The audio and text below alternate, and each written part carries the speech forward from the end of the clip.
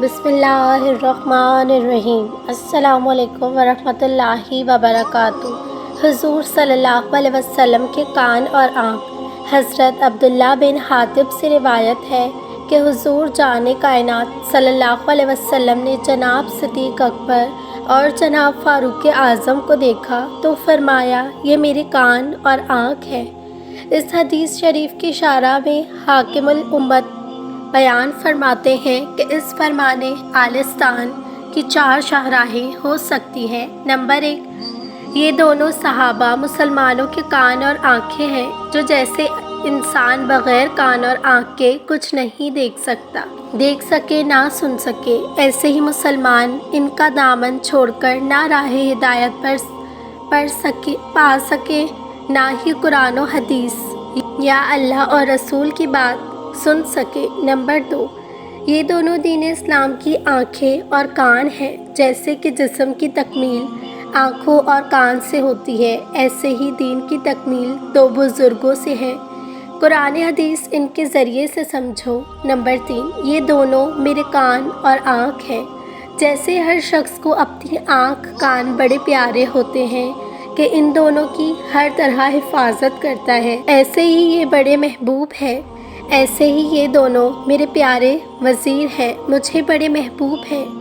आला वज़ीर बादशाह की आँख कान होते हैं। नंबर 4, ये दोनों सरापा आँखों कान हैं, जिससे आँख देखने से सर फुल नहीं होता, कान सुनने से सर सिर नहीं होते हैं। ऐसे ही ये दोनों मुझे देखने, मेरी बात सुनने से भी सिर नहीं है। इनका अक़ीदा तो ये है कि तुझी को देखा, तेरी ही सुनी, तुझ में गुम होना हकीकत, मारिफत, अरे तरीक़त, इनको अहले तरीक़त इसको कहते हैं। रियाज़त नाम है तेरी गली में आने जाने का, तसव्वुर में तेरे रहना तरीक़त इसको कहते हैं। इन दोनों में देखा तो हुज़ूर सल्लल्लाहु अलैहि वसल्लम को, और सुनी तो हुज़ूर सल्लल्लाहु अलैहि वसल्लम की। ये वो जिस्म है जिनकी जान हुज़ूर सल्लल्लाहु अलैहि वसल्लम में। आँखें और कान सारे आज़ा हिस्से से ही अफसल हैं। यूँ ही सारे इस्लाम में ये दोनों अफसल हैं। कान अफसल हैं। आँख के बग़ैर इल्म हासिल किया जा सकता है, मगर कान के बग़ैर नहीं, इसलिए कान का ज़िक्र पहले फरमाया आँख के बाद। हमारे प्यारे नबी सल्लल्लाहु अलैहि वसल्लम बतौर इंसान कैसे थे, आए आपको अपने नबी सल्लल्लाहु अलैहि वसल्लम की खूबसूरत बातें बताएं, आपकी मोहब्बत में इजाफ़ा हो जाएगा। हमारे नबी सल्लल्लाहु अलैहि वसल्लम इस चीज़ को सख्त नापसंद फरमाते थे कि उनके सामने आपके साथियों की गलतियाँ, उयूब बयान किए जाएं। फरमाते थे कि मेरे दिल को मेरे साथियों की तरफ से साफ़ रहने दिया करो। आप सल्लल्लाहु अलैहि वसल्लम की सुन्नत ये थी कि आप बच्चों को सलाम करने में पहल फरमाते थे और उनके साथ बिल्कुल बच्चों जैसा बनकर खेल और हंसी मजाक कर फरमाते थे। आप सल्लल्लाहु अलैहि वसल्लम अपनी बीवियों या खादमों को ना तो मारते थे और ना ही झड़कते थे।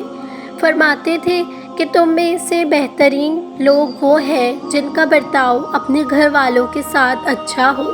हमारे नबी सल्लल्लाहु अलैहि वसल्लम घर के कामों में घर वालों की मदद फरमाते थे और अपना काम खुद करने में कभी शर्म महसूस ना करते, बल्कि हमें ये सिखा गए कि अपनों को कामों में मदद सुन्नत रसूल है। हमारे नबी सल्लल्लाहु अलैहि वसल्लम कभी किसी भी खाने की चीज़ में ऐब निकालते नहीं,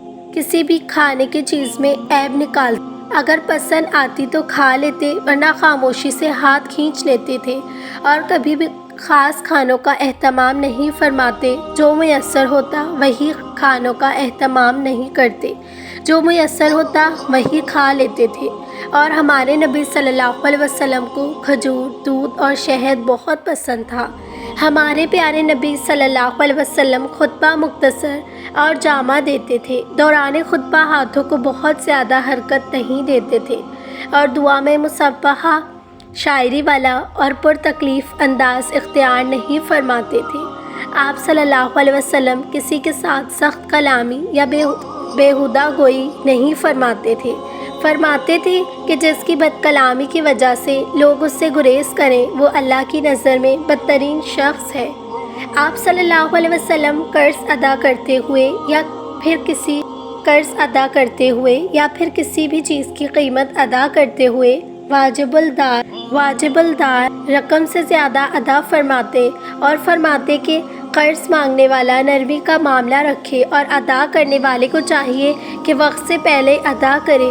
ہمارے نبی صلی اللہ علیہ وسلم اپنی ذات کے لیے کبھی بھی کسی سے انتقام نہیں لیتے تھے، ہمیشہ معاف کر دینے کو بہترین سمجھتے تھے۔ ہمارے نبی صلی اللہ علیہ وسلم اگر مجلس میں بڑے اور چھوٹے دونوں میں موجود ہوں اور کوئی چیز تقسیم کرنے میں پہلا حق چھوٹوں کا بنتا ہو تو ان سے اجازت لیے بغیر بڑوں سے ابتدا نہیں فرماتے تھے۔ آپ صلی اللہ علیہ وسلم مجلس میں لوگوں سے نمایاں ہو کر یا اونچے ہو کر بیٹھنا پسند نہیں فرماتے تھے، اور نہ ہی یہ پسند فرماتے تھے کہ ان کے آنے پر لوگ کھڑے ہو جائیں۔ آپ صلی اللہ علیہ وسلم سے کوئی صاحب حق سختی سے کلام کرتا تو آپ صلی اللہ علیہ وسلم اس پر بالکل برا نہیں فرماتے تھے، بلکہ فرماتے کہ صاحب حق کو سختی سے بات کرنے کا اختیار ہوتا ہے۔ ہمارے نبی صلی اللہ علیہ وسلم کے اخلاق بہت پیارے تھے، اس قدر پیارے کہ کئی بار اپنا حق بھی چھوڑ دیتے۔ کوئی زیادتی کرتا تو معاف فرما دیتے، کوئی بد کلامی کرتا تو جواباً خاموشی اختیار کر لیتے۔ کوئی بھی غریب یا بے حیثیت شخص بھی جب بھی مدینہ کی جس بھی گلی میں رک کر بات کرنا چاہتا تو آپ رک کر اس کی بات سنتے تھے، اور کبھی بھی خود اس سے رخصت نہیں چاہتے تھے، بلکہ جب وہ خود رخصت ہونا چاہتا تب رخصت ہوتے تھے۔ آپ صلی اللہ علیہ وسلم ہمیشہ مسکرا کر ملاقات فرماتے اور مخاطب کی طرف پوری طرح مڑ کر اور پوری توجہ سے گفتگو فرماتے۔ ہمارے پیارے نبی صلی اللہ علیہ وسلم کے مسکرانے کے چند واقعات آئے آپ کو خوبصورت باتیں سنا کر ایمان تازہ کریں۔ آپ صلی اللہ علیہ وآلہ وسلم کی حیات مبارکہ ہمارے لیے کامل نمونہ ہے۔ آپ صلی اللہ علیہ وسلم اللہ کے نبی بھی تھے اور بشریت کے تقاضوں کے باعث خوشی اور غمی ہر طرح کے جذبات سے مزین بھی تھے، کیونکہ غم پر غمگین ہونا اور خوشی پر مسرور ہونا انسانی فطرت کا خلاصہ ہے۔